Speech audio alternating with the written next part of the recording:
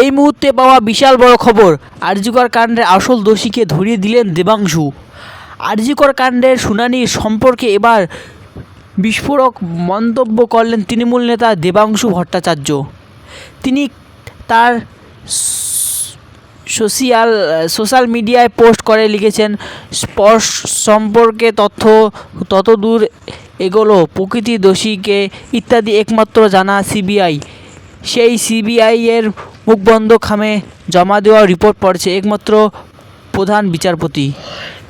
সেখানে কি লেখা আছে আমরা জানি না, কিন্তু এটা ইঙ্গিত পাওয়া গেল যে বিচারপতি বলেন এই অপরাধ সংঘটিত হয়েছে একজন কন্ট্রাক্টর চুলার কর্মীর দ্বারা।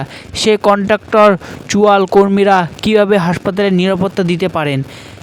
তিনি আরও লিখেছেন, দ্বিতীয় লাইনটা নিয়ে অনেক উত্তর দেওয়া যায়, কিন্তু লক্ষ্য করুন প্রথমে লাইনের দিকে, অপরাধ সংঘটিত হয়েছে একজন কন্ট্রাকচুয়াল কর্মীর দ্বারা।